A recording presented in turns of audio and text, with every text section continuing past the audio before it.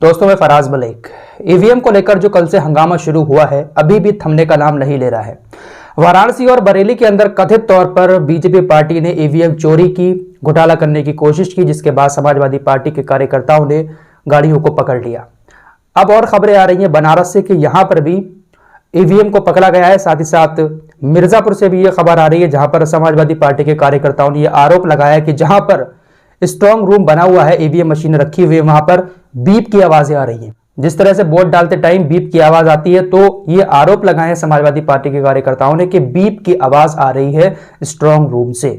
साथ ही साथ एक बड़ी खबर यह भी आ रही है कि ओपी राजभर जो है वो चुनाव आयोग के पास गए हैं। उन्होंने कहा है कि बनारस के अंदर अगर डीएम साहब और कमिश्नर साहब को हटाया नहीं जाएगा, जब तक उनकी जगह किसी और को लेकर नहीं आया जाएगा, तब तक हम मतगणना नहीं होने देंगे। ये बड़ी बात उन्होंने कही है कि समाजवादी पार्टी वोटों की गिनती नहीं होने देगी जब तक डीएम साहब और कमिश्नर साहब को यहां से हटाया नहीं जाएगा। और डीएम और कमिश्नर जब तक वहां रहेंगे तब तक न्याय मतगणना सही नहीं हो सकती है।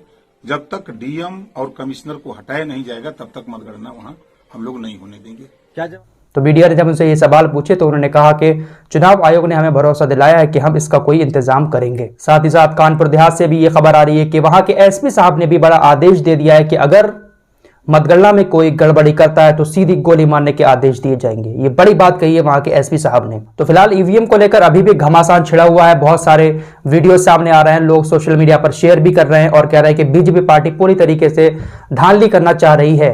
उत्तर प्रदेश की जनता ने अखिलेश यादव को चुना है, बीजेपी पार्टी घोटाले करने के बाद सरकार बनाना चाह रही है। तो बहुत सारी बातें इस वक्त चल रही हैं। आइए अब आपको बताते हैं क्या ईवीएम हैक हो सकती है, आखिर क्या है ईवीएम की कहानी और कैसे कैसे दावे अब तक किए जा चुके हैं ईवीएम को लेकर। हंगामा तो हमेशा से हुआ है ईवीएम को लेकर। तो हैक को लेकर कुछ खबरें मैं आपके सामने रखूंगा जो मैंने सर्च करके निकाली हैं। 2019 में जब लोकसभा का चुनाव हुआ था तो उस वक्त भी ईवीएम को लेकर बहुत सारे सवाल उठे थे जब प्रधानमंत्री मोदी जी दोबारा से प्रधानमंत्री बने थे।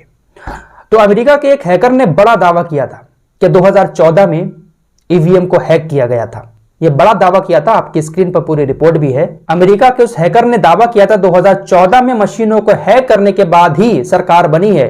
हालांकि हमारा जो चुनाव आयोग है उसने इन दावों को सिरे से खारिज कर दिया था और कहा था कि पूरी तरीके से ईवीएम हैकर प्रूफ है। यह ईवीएम वाला मामला हमारे देश की अदालतों में भी पहुंचा है, लेकिन हमेशा चुनाव आयोग की तरफ से यही कहा गया है कि ये ईवीएम मशीनें जो है वो हैकिंग प्रूफ हैं, इसको कोई हैक नहीं कर सकता। आपको बताते चले कि भारत के अंदर तकरीबन 16 लाख ईवीएम मशीनों का इस्तेमाल किया जाता है और हर मशीन में ज्यादा से ज्यादा 2000 वोट डाले जा सकते हैं। ईवीएम मशीन को हैक करने के दावे बहुत सारे किए जाते हैं अक्सर, लेकिन भारत की जो रिसर्च करने वाली संस्थाएं हैं उन्होंने हमेशा इन दावों को खारिज कर दिया है। लेकिन अमेरिका की एक मिशिगन यूनिवर्सिटी है, उसके एक शोधकर्ता ने कहा है कि ईवीएम मशीन को हैक किया जा सकता है और कैसे किया जा सकता है यह बात भी उन्होंने बताई है। उन्होंने दावा किया था कि रिसीवर सर्किट और एक एंटीना को मशीन के साथ जोड़कर ऐसा किया जा सकता है। लेकिन हमारे देश का जो चुनाव आयोग है उसने भारतीय वोटिंग मशीनों में ऐसा कोई सर्किट एलिमेंट नहीं होने की बात कही है।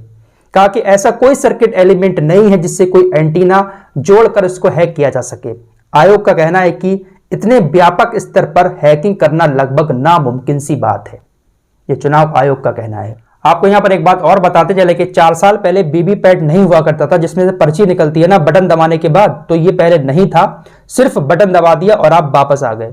लेकिन 4 साल पहले सुप्रीम कोर्ट के आदेश के बाद वीवीपैट को रख दिया गया ताकि आप बटन दबाएं और सामने पर्ची उसी के निकले जिसपे आपने अपना वोट दिया है। यहां पर आपके दिमाग में एक सवाल और आता होगा, क्या हमारे देश के अलावा दुनिया के और देशों में भी ईवीएम से वोट डाले जाते हैं? तो आपको बता दें अभी तक 33 देश ऐसे हैं जहां पर ईवीएम का इस्तेमाल हो चुका है और कहीं पर अभी भी हो रहा है।